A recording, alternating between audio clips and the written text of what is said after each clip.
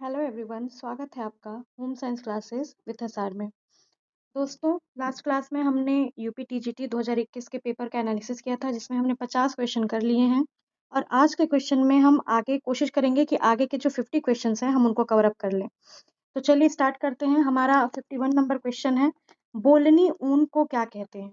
ठीक है, बोलनी ऊन जो होता है ये टाइप ऑफ वूल है। इसको अन्य किस नाम से जाना जाता है या इसे क्या कहते हैं? तो ऑप्शन में है मेरिनो ऊन, पैशम ऊन, शाहतूश या इनमें से कोई नहीं।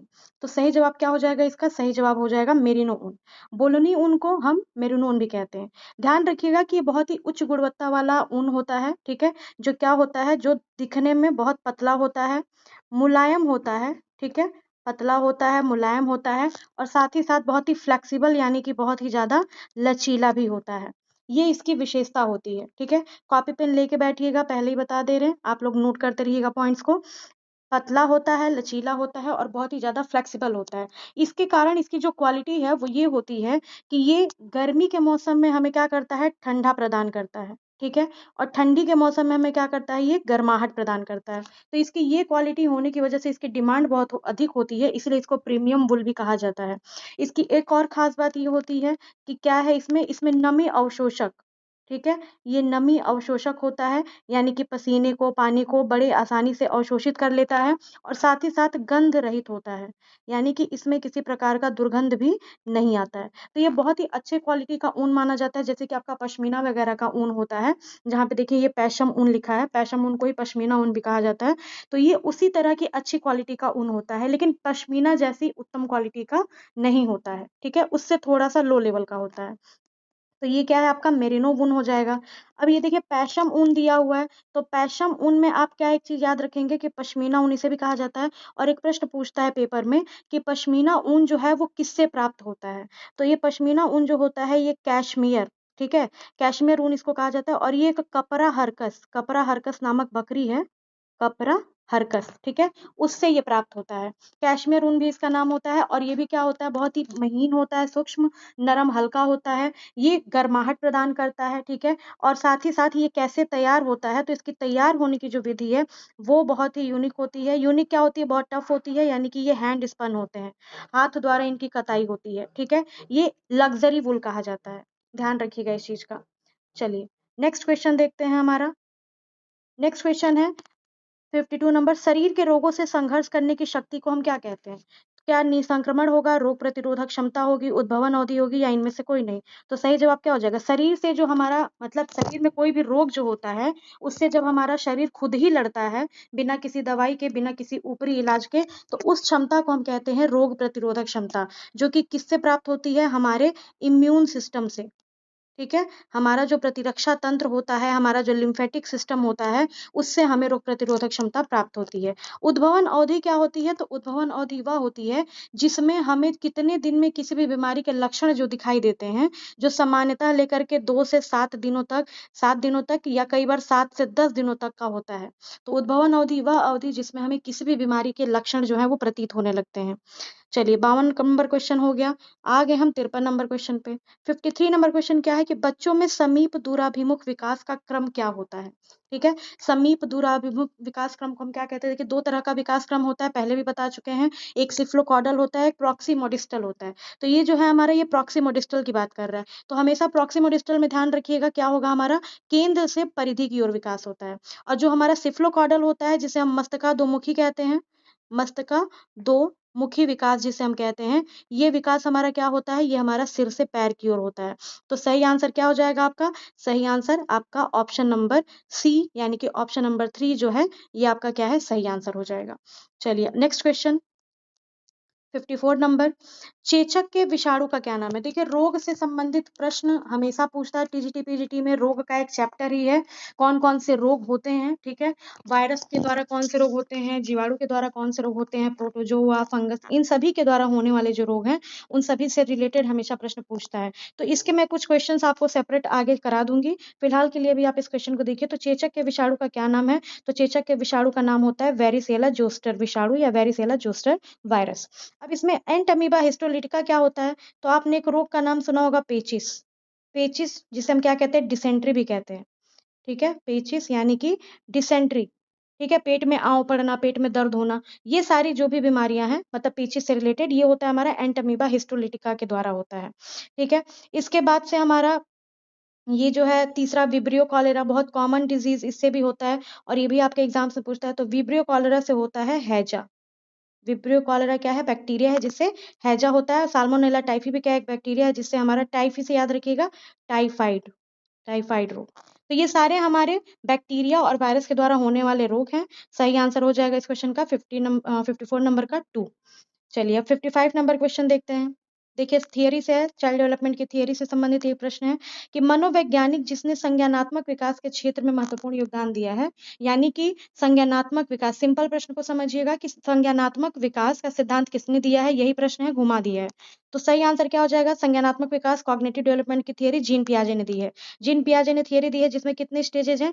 4 स्टेजेज हैं टोटल। अभी मैंने कल पीजीटी की क्लास ली है, उस पीजीटी की क्लास में मैंने ये चारों स्टेजेस को डिटेल में बताया हुआ है, तो आप प्लीज उसको एक बार जा करके देख लीजिएगा। ठीक है, चलिए अच्छा, इसी में देखिए सिगमंड फ्राइड का भी सिद्धांत है। इन सभी को भी ऑप्शंस को रिवाइज करते चलते हैं। तो सिगमंड फ्राइड ने 2 सिद्धांत दिए हैं। ठीक है, एक कौन सा सिद्धांत है हमारा? मनोविश्लेषणात्मक सिद्धांत। मनोविश्लेषणात्मक सिद्धांत, आप इसे नोट कर लीजिएगा, मैं बोल दे रही हूँ। मनोविश्लेषणात्मक सिद्धांत, इस सिद्धांत में उन्होंने क्या किया है? इस सिद्धांत में उन्होंने 3 कॉन्सेप्ट दिए हैं। एक है इड का, दूसरा है हमारा ईगो का और तीसरा है हमारा सुपर ईगो। ठीक है, ये 3 सिद्धांत इन्होंने दिए हैं, इड, ईगो और सुपर ईगो। इसे भी मैं आपको डिटेल में बताऊंगी कभी। फिलहाल के लिए आप रिवीजन कर रहे हैं तो आपने हो सकता है पढ़ा भी होगा, तो इसको रिवाइज कर लीजिएगा। इड, ईगो, सुपर ईगो की थियरी मनोविश्लेषणात्मक सिद्धांत के अंतर्गत आती है, जो कि किसने दिया है? सिगमंड फ्राइड ने दिया है। इन्होंने एक और सिद्धांत दिया है, 2 सिद्धांत इन्होंने दिए हैं। ठीक है, दूसरा सिद्धांत इनका कहा जाता है साइकोसेक्सुअल थियरी। क्या कहा जाता है? साइकोसेक्सुअल थियरी, जिसमें इन्होंने क्या बताया है? साइकोसेक्सुअल यानी कि मनोलैंगिक सिद्धांत। ठीक है, मनोलैंगिक सिद्धांत। अच्छे अच्छे राइटिंग में नोट कर लीजिएगा, मुझे पता है मेरी राइटिंग यहाँ पे अच्छी नहीं बन रही है। ठीक है, तो मनोलैंगिक सिद्धांत भी दिया है सिगमंड फ्राइड ने, जिसमें उन्होंने टोटल कितने स्टेजेस बताए हैं? इसमें उन्होंने टोटल 5 स्टेजेस बताए हैं। 5 स्टेजेस बताए हैं और उन्होंने बताया है कि कैसे एक शिशु से लेकर के, एक बच्चे से लेकर के कैसे वो अपनी लैंगिक जरूरतों को पूरा करता है। तो 5 स्टेजेस हैं। वो 5 स्टेजेस कौन कौन से हैं? फटाक से रिवाइज करते जाइए। सबसे पहला है हमारा ओरल स्टेज। ठीक है, ओरल स्टेज पहला। दूसरा है हमारा, दूसरा कौन सा स्टेज है हमारा? Anal stage. ठीक है, ओरल स्टेज, एनल स्टेज। फिर हमारा आता है फैलिक स्टेज, फिर लेटेंसी स्टेज, चौथा स्टेज हमारा लेटेंसी, और सबसे लास्ट में हमारा आता है जेनिटल स्टेज। ठीक है, जेनिटल स्टेज यानी कि जिसे हम जननिक अवस्था कहते हैं। चलिए नेक्स्ट हमारा इरिक्शन का है। इरिक्शन को भी देख लीजिए यहीं पे, इनको भी रिवाइज करते चलिए। इनके 2 सिद्धांत हो गए, साइकोसेक्सुअल और psycho analytic theory Sigmund Freud की। अब इसके बाद से हमारा इरिक्शन है, तो इरिक्शन ने मनोसामाजिक सिद्धांत दिया था। मनोसामाजिक सिद्धांत, मनोसामाजिक सिद्धांत। ठीक है, साइको सोशल थियरी। और पावलोव की जो थियरी होती है वो कौन सी थियरी थी? क्रिया अनुबंधन के सिद्धांत। ठीक है, कंडीशनिंग थियरी जिसे हम कहते हैं, कंडीशनिंग का थियरी। और ये थियरी देखिए लर्निंग से रिलेटेड है, डेवलपमेंट से रिलेटेड नहीं है कंडीशनिंग थियरी हमारी। ठीक है, बिहेवियर की थियरी है, बिहेवियरिज्म की थियरी है, इसको लर्निंग थियरी भी कह सकते हैं। 55 नंबर क्वेश्चन हो गया पूरा एनालिसिस। अब चलिए 56 नंबर क्वेश्चन पे कि हैजा किसके द्वारा फैलने वाला रोग है। देखिए अभी मैंने पिछले क्वेश्चन में बताया है 53 नंबर क्वेश्चन में या 54 नंबर क्वेश्चन में, हैजा किसके द्वारा फैलने वाला है? तो क्या ये वायु के द्वारा होता है, जल द्वारा है, भोजन द्वारा है, या इनमें से कोई नहीं? तो सही आंसर क्या हो जाएगा? हैजा किसके द्वारा होता है? हैजा हमारा जल के द्वारा होता है। ठीक है, जल के द्वारा अन्य भी रोग होते हैं। कौन कौन से रोग हैं उसको नोट कर लीजिए, कॉपी पेन लेके बैठिए और नोट कर लीजिए। हैजा के द्वारा जल के द्वारा हमारा टाइफाइड भी होता है। टाइफाइड भी एक बहुत कॉमन डिजीज है। ठीक है, जो जल के द्वारा फैलता है। इसके अलावा हमारा जो डिसेंट्री, अभी हमने पेचिस की जो बात की थी, तो ये डिसेंट्री भी हमारा किससे होता है? जल के द्वारा होता है। इसके अलावा पीलिया, जॉन्डिस जिसे हम कहते हैं, जो कि हेपेटाइटिस ए और ई के द्वारा होता है, तो इससे हमारा पीलिया रोग भी होता है, पीलिया रोग। ठीक है, इसके अलावा हमारा पोलियो, देखिए पीलिया और पोलियो दोनों क्या है? अलग है, लेकिन दोनों जल के द्वारा होते हैं। इसके अलावा आंत्रशोथ रोग जो होता है, ठीक है, आंत्रशोथ यानी कि आंतों में सूजन होना, आंत्रशोथ, ये भी रोग क्या है हमारा? जल के द्वारा होता है। तो जल के द्वारा हमारे टाइफाइड है, डिसेंट्री है, हेपेटाइटिस ए और ई का वायरस यानी कि पीलिया रोग है, पोलियो रोग है और आंत्रशोथ रोग है। इसके अलावा और भी होते हैं, जियार्डियासिस होता है, क्रिप्टोस्पोरोडियोसिस होता है। ये सारे नाम आप नोट कर लीजिएगा। अब इसी के साथ-साथ आप ये भी देख लीजिए कि हमारा वायु के द्वारा कौन-कौन से रोग होते हैं। तो वायु द्वारा भी कुछ प्रमुख रोग होते हैं जो हमारे सांस से होते हैं। ये सारे रोग तो हमें जल के द्वारा प्रदूषित जल के प्रयोग करने से हो रहे थे। अब ये रोग ऐसे हैं जो एक व्यक्ति से दूसरे व्यक्ति में फैलते हैं, सांस के द्वारा भी हो सकते हैं। जैसे कि हमारा क्षय रोग, ठीक है? क्षय रोग जिसे हम क्या कहते हैं? जिसे हम सामान्य भाषा में टीबी के नाम से जानते हैं, ठीक है? इसे राज्य क्षमा रोग भी कहा जाता है। नाम से भी प्रश्न बनते हैं कई बार। तो राज्य क्षमा रोग टीबी को कहा जाता है। मियादी बुखार का अन्य नाम क्या है? मियादी बुखार का अन्य नाम टाइफाइड है। इसके अलावा क्षय रोग के अलावा डिप्थीरिया जो है हमारा, ठीक है? डिप्थीरिया रोग, डिप्थीरिया के बाद सर्दी-जुकाम जो सामान्य होता है और सर्दी-जुकाम न्यूमोनिया रोग, ठीक है? ये भी किसके द्वारा होता है? वायु। ये एक व्यक्ति से दूसरे व्यक्ति में उनके साँस के द्वारा, उनके थूक से या फिर उनके प्रयोग की हुई वस्तुओं के द्वारा ये फैल सकता है। इसके अलावा चिकन पॉक्स जिसे हम छोटी माता, बड़ी माता कहते हैं, ठीक है? ये हमारा चिकन पॉक्स। चिकन पॉक्स भी किससे होता है? चिकन पॉक्स भी साँस के द्वारा फैलता है। एक दूसरे से के द्वारा होने वाले संक्रामक रोग है। फिर हमारा एक आता है मम्प्स, मीज़ल्स एंड मम्प्स, ठीक है? मीज़ल्स एंड मम्प्स क्या है हमारा? गलसुआ, इसको हिंदी में क्या कहते हैं? गलसुआ कहते हैं। गर्ल्स हुआ, ठीक है? ये सारे के सारे क्या हैं हमारे वायु द्वारा होने वाले रोग हैं। अभी हैजा जो है जल द्वारा है, इसके पहले जो आपने पढ़ा वो जल द्वारा है और ये हमारे वायु द्वारा होने वाले सारे के सारे रोग हैं, ठीक है? इसके बाद से हमारा एक वो क्या बोलते हैं, एक प्रश्न बनता है आपका यहाँ पे एमएमआर। एमएमआर का टीका, ठीक है? एमएमआर का टीका किसके लिए लगाया जाता है? देखिए 3 टीके याद रखिएगा, इससे रिलेटेड प्रश्न हम आपको आगे कराएँगे, पहले हमने किया भी है। 3 टीका याद रखिएगा, एमएमआर का टीका, एक तो हमारा बीसीजी का टीका और तीसरा हमारा डीपीटी का टीका। ये बहुत ही इम्पोर्टेंट टीके हैं और तीनों से प्रश्न आपके बनते हैं। एमएमआर का टीका जो होता है वो मीज़ल्स, मम्प्स और हमारा रूबेला, ठीक है? मीज़ल, मम्प्स और रूबेला के लिए लगता है। बीसीजी का टीका हमारा किसके लिए लगता है? तो बीसीजी का टीका हमारा लगता है इसके लिए टीबी के लिए, टीबी रोग के लिए, तपेदिक रोग के लिए और डीपीटी का टीका भी 3 रोगों के लिए लगता है। डी से डिप्थीरिया, पी से पर्टुसिस और टी से टिटनेस। बीसीजी बस टीबी के लिए लगता है। बीसीजी का पूरा नाम क्या है? तो बैसिलस कैलमेट गुएरिन। गुएरिन और कैलमेट के द्वारा बनाया गया था, इसीलिए इसको बैसिलस कैलमेट और ग्यूरिन इसका पूरा का पूरा नाम है। चलिए बहुत हो गया, इस क्वेश्चन को पूरा हमने डिटेल में एनालिसिस कर लिया। अब चलते हैं हमारे नेक्स्ट क्वेश्चन पे। 56 नंबर हो गया। ऐसे डिटेल में पढ़ेंगे तो मुझे लगता है कि कम समय में 25 क्वेश्चन ही बस हो पाएँगे। कोई बात नहीं, मैं इसका फिर अगला पार्ट लेकर के आऊँगी, आप बस कंटिन्यूटी बनाए रखिएगा। देखिए, अब हमारा 57 नंबर क्वेश्चन है कि थकान की स्थिति में कोशिकाओं में कौन-सा अम्ल जो है, वो एकत्रित हो जाता है, ठीक है? थकान कब होता है? जब हम कोई कार्य करते हैं। कार्य सामान्य कार्य नहीं, जब हम अतिरिक्त कार्य करते हैं, ठीक है? जैसे कि हमने क्या किया? हमने व्यायाम किया। हमने क्या किया? व्यायाम यानी कि एक्सरसाइज़ किया, हमने बहुत ज़्यादा एक्सरसाइज़ कर लिया। अब जब एक्सरसाइज़ करेंगे तो क्या होगा? हमारे शरीर में ऑक्सीजन की कमी होगी। एक्सरसाइज़ करने से क्या होगा? ऑक्सीजन की कमी होगी। ऑक्सीजन की कमी जो होगा, वो क्या होगा? हमारे सेल्स में होगा और सेल्स में इस कमी से जो होने वाला श्वसन होता है, ऑक्सीजन की कमी से, उसे हम कहते हैं अवायवीय श्वसन। एनाएरोबिक रेस्पिरेशन भी कहा जाता है इसको, ठीक है? इस अवायवीय श्वसन की प्रक्रिया में क्या होता है? अवायवीय श्वसन में क्या हो रहा है? जब ऑक्सीजन नहीं होता है हमारे सेल्स में, हमारी कोशिकाओं में, तो इसके द्वारा होता है ग्लूकोज़ का अधूरा अपघटन। क्या होता है? ग्लूकोज़ का अधूरा अपघटन। अपघटन का मतलब डाइजेशन एक प्रोसेस है ना जिसमें सारी चीज़ें टूटती हैं, सारे भोज्य पदार्थ का ब्रेकडाउन होता है। तो ग्लूकोज़ का अपघटन होता है वायवीय श्वसन के अंतर्गत, यानी कि जहाँ पे ऑक्सीजन प्रॉपर मात्रा में प्रेज़ेंट होता है। बट अगर ऑक्सीजन की कमी होगी, तो ये हो जाएगा हमारा अवायवीय श्वसन और इस समय क्या होगा कि जो हमारा ग्लूकोज़ है वो पूरी तरह से ब्रेकडाउन नहीं होगा। तो ग्लूकोज़ जो पूरी तरह से ब्रेकडाउन नहीं हुआ है, ये अब कन्वर्ट किसमें होगा? तो ये हमारा कन्वर्ट होता है पाइरुविक एसिड में। किसमें होता है? पाइरुविक एसिड में और ग्लूकोज से पाइरुविक एसिड कन्वर्ट होने की प्रक्रिया को हम क्या कहते हैं? ग्लाइकोलाइसिस कहते हैं, ठीक है? अब जब ये पाइरुविक एसिड में कन्वर्ट हो रहा है तो यहाँ पे होगा हमारा किण्वन की प्रक्रिया जिसे हम कहते हैं फर्मेंटेशन। फर्मेंटेशन कहते हैं, खमीरीकरण की प्रक्रिया, ठीक है? और इस किण्वन के पश्चात हमारा जो लास्ट प्रोडक्ट बनता है, बाई प्रोडक्ट जो आता है इस प्रोसेस के द्वारा, वो होता है हमारा lactic acid and CO2, lactic acid and CO2, ठीक है? तो 2 प्रोडक्ट बनते हैं और यही थकान की स्थिति कौन सी कोशिकाओं में कौन सा अम्ल एकत्रित हो जाता है? तो ध्यान रखिए लैक्टिक एसिड। अब इस देखिए इस क्वेश्चन को मैंने पूरा डिटेल में आपको समझा दिया है। आप अपना एक क्रम बना लीजिएगा, एक साइकिल बना लीजिएगा स्टेप बाय स्टेप, कि जब भी हम बहुत अधिक एक्सरसाइज करते हैं या हमारा शरीर रनिंग करता है या फिर बहुत ज़्यादा ऐसा कोई मौसम है जहाँ पे गर्माहट बहुत ज़्यादा है, तो उस समय पे क्या होता है कि ऑक्सीजन की कमी होती है। ऑक्सीजन की कमी होने से अवायवीय श्वसन होता है, जिसमें ग्लूकोज जो होता है वो पूरी तरह से विघटित नहीं हो पाता है। फिर हमारा ये ग्लूकोज जो है वो ग्लाइकोलाइसिस की प्रक्रिया के द्वारा पायरुविक अम्ल में कन्वर्ट होता है। पायरुविक एसिड में कन्वर्ट होने के बाद से फर्मेंटेशन की प्रोसेस होती है, और फर्मेंटेशन के प्रोसेस से हमारी 2 चीज़ें बन के आती हैं, एक तो लैक्टिक एसिड और दूसरा हमारा CO2 यानी कि कार्बन डाइऑक्साइड। इसीलिए थकान के लिए मसल्स में जमा जो होते हैं, कोशिकाओं में जमा जो होते हैं वो लैक्टिक अम्ल होते हैं। तो देखिए इसी तरह का क्वेश्चन आपका रहेगा। एक और इसी तरह का सेम टू सेम क्या पैटर्न रहता है, जैसे यहाँ पे तो नाम दे दिया आपकी थकान की स्थिति, लेकिन कई बार ये प्रश्न पूछता है कि मांसपेशियों में कौन-सा अम्ल जमा होने की वजह से शरीर में थकान महसूस होती है? तो भी आपका सिंपल आंसर हो जाएगा लैक्टिक अम्ल। ठीक है? चलिए 57 नंबर क्वेश्चन हो गया। अब आगे हम 58 नंबर क्वेश्चन पे।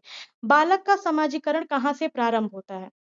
बालक का समाजीकरण की बात कर रहा है। बालक क्या है? कोई भी व्यक्ति, बालक ही नहीं कोई भी व्यक्ति क्या है? एक सामाजिक प्राणी है, जिसका सबसे पहला जो समाज होता है, जब वो चीज़ों को सीखता है, बोलना शुरू करता है, चलना शुरू करता है, तो सबसे पहला उसका समाज आता है, वो होता है परिवार। और ये बात किसमें कही गई है? ये जो सामाजिक सिद्धांत दी गई है एरिक्सन के द्वारा, ठीक है? उसमें ये बात को कहा गया है। इसके बाद से वो वाली माइक्रो और मैक्रो वाले जो सिद्धांत दिए गए हैं, थियरीज़ दी गई हैं, उसमें भी इस बात को पूरी डिटेल में बताया गया है। तो सबसे पहला समाज होता है परिवार, फिर हमारा समाज आता है, हमारा आस-पड़ोस, पड़ोसी आते हैं, ठीक है? दोस्त मित्र आते हैं, फिर विद्यालय आता है, विद्यालय के बाद से हमारा परिवार के बाद हम खेल के मैदान को कंसीडर कर सकते हैं, इसके बाद विद्यालय, विद्यालय के बाद से फिर हमारा सोशल मीडिया। चलिए अगला क्वेश्चन 58 नंबर के बाद 59 नंबर क्वेश्चन। इसको देखिए, वायुमंडल में घुलित सल्फर डाइऑक्साइड किस पर अधिक प्रभाव डालती है? ठीक है? सल्फर डाइऑक्साइड जो है वो किस पर सबसे ज़्यादा प्रभाव डालेगा? तो देखिए सल्फर डाइऑक्साइड का सबसे ज़्यादा प्रभाव पड़ता है पौधों में। अब कई लोग कन्फ्यूज़ होके मानव भौतिक संसाधन उपरोक्त सभी पे डाल देंगे, बट यहाँ ध्यान दीजिए कि भौतिक संसाधन की बात की है तो भौतिक संसाधन एलिमिनेट हो जाएगा। तो इससे साफ हो जाएगा कि उपरोक्त सभी भी एलिमिनेट हैं, और सल्फर डाइऑक्साइड का सबसे ज़्यादा इफ़ेक्ट किस पे पड़ता है? हमारा पौधों पे यानी कि प्लांट्स पे पड़ता है। चलिए नेक्स्ट क्वेश्चन 59 हो गया, 56 नंबर हो गया। Sorry 59 number complete. Question number 60, निम्नलिखित में से कौन सा प्रसार शिक्षण का चरण नहीं है? प्रसार शिक्षण का चरण, स्टेप्स, इसका प्रोसेस इतना ज़्यादा इम्पोर्टेंट है, इतना ज़्यादा इम्पोर्टेंट है कि ये आपका कोई भी एग्जाम आप दे लो, यूजीसी नेट में थोड़ा कम चांसेस होते हैं, कभी कभी पूछ लेता है, लेकिन आप किसी भी लेवल का एग्जाम दे लो, चाहे आप एलटी का दो, चाहे आप टीजीटी दो, पीजीटी दो, जीआईसी दो, असिस्टेंट प्रोफेसर दो, किसी भी स्टेट का एग्जाम दे लो, उसमें इससे रिलेटेड क्वेश्चन जरूर आते हैं, इसके चरणों से संबंधित प्रश्न। ठीक है? तो इसके चरण 6 चरण होते हैं टोटल, और यहाँ पे पूछ रहा है कि कौन सा शिक्षण का चरण इसमें नहीं है प्रसार शिक्षण का। तो ध्यानाकर्षण मैंने आपको बताया था कि ध्यानाकर्षण, ये भी मैंने कल की क्लास में पीजीटी वाली क्लास में डिटेल में बताया हुआ है।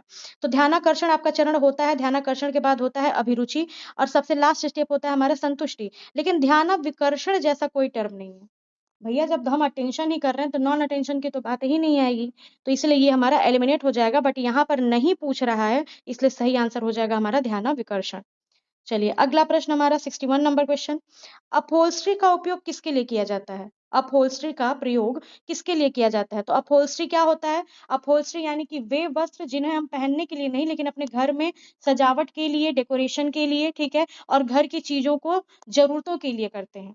तो फर्श पर बिछाने के लिए प्रयोग करते हैं अपहोल्स्ट्री, ड्रग्स, डोरमैट्स वगैरह, कालीन वगैरह, ये अपहोल्स्ट्री के अंतर्गत आता है, या फर्नीचर को ढकने के लिए प्रयोग करते हैं, ठीक है, या पलंग पर बिछाने वाले जो हमने चादर होते हैं उन्हें हम कहते हैं, या उपरोक्त सभी होगा। तो सही आंसर क्या होगा आपका? वैसे तो अपहोल्स्ट्री में सबसे ज्यादा अगर किसी चीज को कंसीडर किया जाता है तो वो होता है हमारा फर्नीचर को ढकने वाले। तो फर्नीचर को ढकने के लिए जो भी वस्त्र होते हैं उन्हें हम क्या कहते हैं? अपहोल्स्ट्री कहते हैं। चलिए अगला प्रश्न है हमारा 62 नंबर क्वेश्चन, प्रसार शिक्षा का उद्देश्य। फिर से क्वेश्चन आया उसी से रिलेटेड, प्रसार शिक्षा का उद्देश्य क्या है? तो दृष्टिकोण में परिवर्तन लाना, ज्ञान में परिवर्तन लाना, कार्यदक्षता में परिवर्तन लाना, या उपरोक्त सभी? बहुत सिंपल सा क्वेश्चन है, इसका आंसर क्या होगा? उपरोक्त सभी। प्रसार शिक्षा एक ऐसी शिक्षा है जो स्कूल से बाहर की शिक्षा होती है, ठीक है, नॉन स्कूल वाली शिक्षा होती है। नॉन स्कूल वाला जो सोसाइटी में, समाज में कहीं पे बिना किसी चार दीवारी के दी जाती है, नॉन फॉर्मल एजुकेशन भी इसको कहा जाता है, ठीक है। इसमें जो मुख्य उद्देश्य होता है वो ये होता है, स्पेशली ग्रामीण जनता के लिए होता है ये। इसका मुख्य उद्देश्य होता है कि लोगों के दृष्टिकोण में, यानी कि उनके सोचने समझने, उनके विचार के, उनके डिसीजन मेकिंग के प्रोसेस में परिवर्तन लाना, उनके नॉलेज, उनके ज्ञान के भंडार को बढ़ाना, उनके ज्ञान में परिवर्तन लाना, जो अज्ञानता है, जो अंधविश्वास है उसको दूर करना, और उनके कार्य दक्षता में परिवर्तन लाना, यानी कि उनमें कार्य करने की अधिक क्षमता का विकास करना। तो ये सारे के सारे हमारे प्रसार शिक्षा का उद्देश्य है। नेक्स्ट क्वेश्चन 63 नंबर क्वेश्चन, आंतों की भित्ति, आंतों की भित्ति यानी कि लेयरिंग की बात कर रहा है, इंटेस्टाइन की लेयरिंग की बात कर रहा है। आंतों की भित्ति से उत्पन्न होने वाले हार्मोन को क्या कहते हैं? आंतों से जो हार्मोन रिलीज होता है उसका सिंपल सा नाम है हमारा कॉलिसिस्टोकाइनिन। ये आपका आंसर हो जाएगा ऑप्शन नंबर 3। बट यहाँ पे देखिए इंसुलिन हार्मोन की बात किया तो इंसुलिन, ग्लूकागॉन और सोमैटोस्टेटिन ये सब कहाँ से रिलीज होते हैं? तो ध्यान दीजिएगा कि ये तीनों के तीनों जो है हमारे पेनक्रियास से रिलीज होते हैं। पेनक्रियास का मतलब हमारा अग्न्याशय, ठीक है। आप मेरी कोई भी क्लास देखोगे, कोई भी क्लास देखोगे, आपको जो डिटेल वाले क्वेश्चंस होंगे मैं हर बार डिटेल में कराती हूँ। ये नहीं कि इसमें कराया उसमें नहीं कराया। हाँ, कोई बहुत लंबा क्वेश्चन होगा टाइम टेकिंग तो उसको मैं आपको रेफरेंस दे दूंगी कि हाँ इस वीडियो में मैंने कराया, आप उसे देख लो। लेकिन संभवतः प्रयास यही करती हूँ कि आपको तत्काल में उसका थोड़ा बहुत भी एक्सप्लेनेशन दे दूं ताकि आपके माइंड में वो सारी चीजें रिवाइज हो जाए। तो देखिए इंसुलिन, ग्लूकागॉन, सोमैटोस्टेटिन ये तीनों के तीनों हमारे क्या है, पेनक्रियास से रिलेट होते हैं। और ये तीनों का मेन जो पर्पस होता है वो होता है बेसिकली हमारे ग्लूकोज से रिलेटेड, ग्लूकोज के डाइजेशन, मेटाबॉलिज्म इससे रिलेटेड होता है। अब यहाँ पे एक प्रश्न और आपका बनता है, एक एक प्रश्न तीनों से संबंधित, तीनों ऑप्शन से रिलेटेड बनते हैं कि इंसुलिन कहाँ से रिलीज होता है? तीनों अग्न्याशय से तो रिलीज हो रहे हैं, लेकिन अग्न्याशय में 3 सेल होते हैं, ठीक है। 3 सेल्स होते हैं, 3 कोशिकाएं होती हैं, जो कि तीनों सेल्स, तीनों कोशिकाएं कहाँ पे पाई जाती हैं? तो अग्न्याशय के लैंगर-हैंस की दीपिकाएं, लैंगर हैंस, लैंगर हैंस की द्वीपिकाएं, ठीक है। आइलेट्स ऑफ लैंगरहैंस भी कहा जाता है। ये तीनों सेल्स, ये तीनों कोशिकाएं यहीं पे पाई जाती हैं, ठीक है। और इन तीनों कोशिकाओं से अलग अलग हार्मोन्स क्या होते हैं, अलग अलग हार्मोन रिलीज होते हैं। अग्नाशय की एक खास बात यह है कि ये 3 तरह के एंजाइम भी रिलीज करती है, बट उसे हम कभी और पढ़ेंगे। तो फिर यहाँ देखिए ये 3 सेल्स कौन कौन से हैं, एक बार फिर से इसको रिविजन कर लीजिए। तीनों सेल्स कौन कौन से हमारे, हमारा अल्फा सेल है, बीटा सेल है और हमारा डेल्टा सेल है। तो इंसुलिन जो है हमारा वो किससे रिलीज होता है? इंसुलिन हमारा रिलीज होता है हमारे बीटा सेल से। किससे होता है? Beta cell. ग्लूकागॉन किससे रिलीज होता है? ग्लूकागॉन होता है हमारे अल्फा सेल से। और सोमैटोस्टेटिन किससे होता है? तो सोमैटोस्टेटिन होता है हमारे डेल्टा कोशिका यानी कि डेल्टा सेल से रिलीज होता है, ठीक है। फिर से रिवाइज कर लीजिए, आंतों की भित्ति से उत्पन्न होने वाला हार्मोन है हमारा कॉलिसिस्टोकाइनिन। लेकिन पेनक्रियास से भी क्या है, पेनक्रियास से भी हमारे 3 हार्मोन्स रिलीज होते हैं। एक है हमारा इंसुलिन, दूसरा हमारा ग्लूकागॉन, तीसरा हमारा सोमैटोस्टेटिन। लेकिन अगर सीक्वेंस याद करेंगे तो अल्फा सेल हमारा किसको रिलीज करता है? ग्लूकागॉन को। हमारा बीटा सेल इंसुलिन को, और हमारा जो ये डेल्टा सेल होता है ये क्या करता है? सोमैटोस्टेटिन को रिलीज करता है। और ये तीनों कहाँ पाए जाते हैं? तो आइलेट्स ऑफ लैंगरहैंस, लैंगरहैंस की द्वीपिकाओं में पाए जाते हैं। चलिए देखिए आज का क्वेश्चन हमारा थोड़ा लंबा टाइम टेकिंग हो रहा है। क्यों? क्योंकि बहुत सारे क्वेश्चन ऐसे हैं जिनका डिटेल एक्सप्लेनेशन आपके लिए करना जरूरी है। तो इसीलिए क्लास पूरा देखिएगा, बने रहिएगा। टारगेट है हमारा 75 क्वेश्चन, तो हम 75 क्वेश्चन तक पूरा करके रहेंगे। चलिए 64 नंबर क्वेश्चन है, वित्तीय स्थिति विवरण यानी कि बैलेंस शीट जो होता है वो किस चरण में बनाया जाता है? तो बैलेंस शीट क्या वर्ष के अंत में बनाते हैं, वर्ष के प्रारंभ में बनाते हैं, या फिर वर्ष के मध्य में बनाते हैं, या ए व बी दोनों? तो सही आंसर क्या हो जाएगा? बैलेंस शीट होता क्या है? जिसमें हम पूरे वर्ष के कौन कौन से खर्चे हैं उसको करेंगे, देखेंगे, ठीक है। और ये कब बनता है हमारा? ये हमारा बनता है वर्ष के अंत में, ठीक है। ईयर के एंड में हमारा बैलेंस शीट बनता है। जैसे बैंक वगैरह में आपने देखा होगा, ऑफिसेज वगैरह में देखा होगा आपने कि मार्च अप्रैल वर्ष का अंत होता है उनके लिए, मार्च अप्रैल का टाइम जहाँ पे बैलेंस शीट है उनका तैयार होता है। चलिए ये मैनेजमेंट का क्वेश्चन था आपके आय व्यय से रिलेटेड। 65 क्वेश्चन, रक्त एवं ऊतकों में कीटोन बॉडीज में एकत्रित होते हैं, ठीक है। कीटोन बॉडीज क्या है? कीटोन, ठीक है। कीटोन बॉडीज क्या होते हैं? कार्बोहाइड्रेट से रिलेटेड टर्म है ये आपका। तो पूछ रहा है कि रक्त और हमारे ऊतक यानी कि टिश्यूज में जो कीटोन बॉडी एकत्रित होता है वो किस रूप में एकत्रित होता है, ठीक है। तो वो क्या कर सकता है? तो वो diabetic coma, option number 3 is the right answer. ये क्या कर सकता है? ये डायबिटिक कोमा के रूप में एकत्रित होता है। चलिए अगला है हमारा, अच्छा हाइपरग्लाइसीमिया, हाइपोग्लाइसीमिया क्या होता है? हाइपरग्लाइसीमिया, हाइपोग्लाइसीमिया तब होता है जब ग्लूकोज का लेवल क्या होता है? डाउन होता है, ठीक है। और हाइपरग्लाइसीमिया कब होता है? जब ग्लूकोज का लेवल हमारा अप होता है, ठीक। दोनों कंडीशन समझिएगा ध्यान से। चलिए अगला क्वेश्चन 66 नंबर क्वेश्चन हमारा, जीवन चक्र के किस चरण में साधनों की जो मांग है वो क्या होती है, बढ़ जाती है।